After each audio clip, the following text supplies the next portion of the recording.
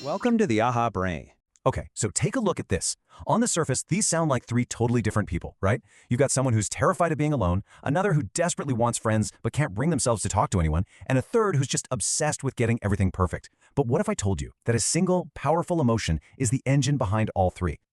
Yep, that's the connection. Anxiety and fear. You can think of them as different branches growing from the exact same tree. And in the world of psychology, this group of personality patterns is known as cluster C. So let's dive in and really get to know each one. All right, first up, let's talk about dependent personality disorder, which is all about a deep, consuming fear of being left all alone. Now this goes way beyond just being a little indecisive now and then. The clinical definition here points to this core, fundamental need to be taken care of.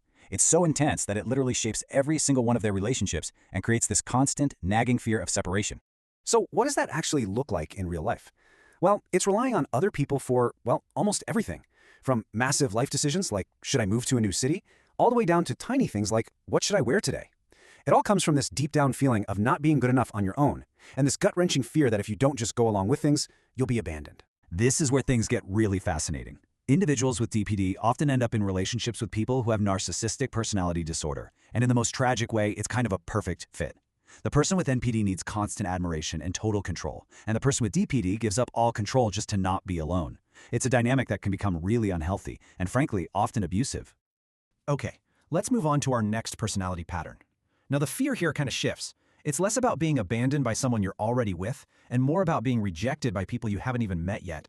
So, with avoidant personality disorder, you have someone who desperately, and I mean desperately, wants to have close relationships, but they are absolutely paralyzed by this intense fear of being judged, criticized, or rejected. So on the outside, they might just seem kind of shy or withdrawn, but on the inside, it's total turmoil. They're stuck between wanting connection and being terrified of trying to get it. And I know what you're probably thinking. Hold on, this sounds a lot like social anxiety. And you're right, it's a super common question, and on the surface they look almost identical. But there is one crucial difference that changes everything. The absolute game changer here is a concept called habituation. You see, with typical social anxiety, when you face a fear over and over, like say you make yourself order coffee every day, your anxiety starts to go down. Your brain learns it's okay. But for someone with AVPD, that anxiety just doesn't. It stays at a 10 out of 10 every single time. It's almost like their brain's "it's safe now" button is broken. Okay, so that leads to another great question. If it's not just social anxiety, then how is it different from someone who's just, a loner, someone who actually prefers being alone? And this slide just nails the difference. It's all about what's going on inside. The person with avoidant PD is alone and feels absolutely miserable about it. They're anxious, they're lonely, they're distressed. The person with schizoid personality disorder, on the other hand, is alone and they're perfectly fine with it. They genuinely aren't interested in forming those connections. The pain of being alone is the key. And that brings us to our third and final pattern in Cluster C. Here, the fear isn't about people at all. It's about process. It's the fear of making a mistake, of getting it wrong. So let's get the biggest misconception out of the way immediately.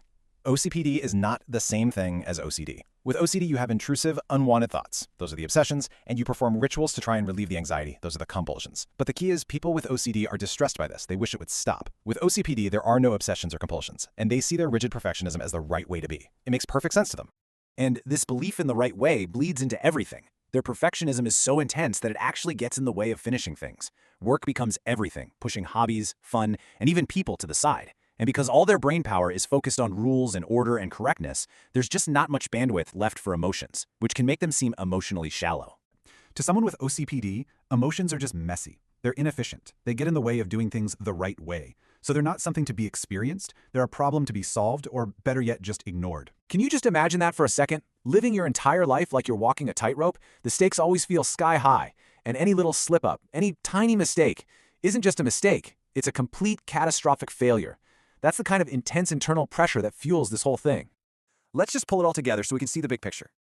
And here it is, all laid out. You've got the fear of abandonment, which leads to clinginess, the fear of rejection, which leads to withdrawal, and the fear of imperfection, which leads to rigid control. It's amazing, isn't it? 3 totally different ways of being in the world, all stemming from that same deep well of anxiety. And that really leaves us with a pretty big question to chew on. Look, we all have fears. We all practice caution. That's healthy. It keeps us safe. But at what point does a fear stop being a protective instinct and start becoming the architect of our entire personality? Where exactly is that line? It's definitely something worth thinking about.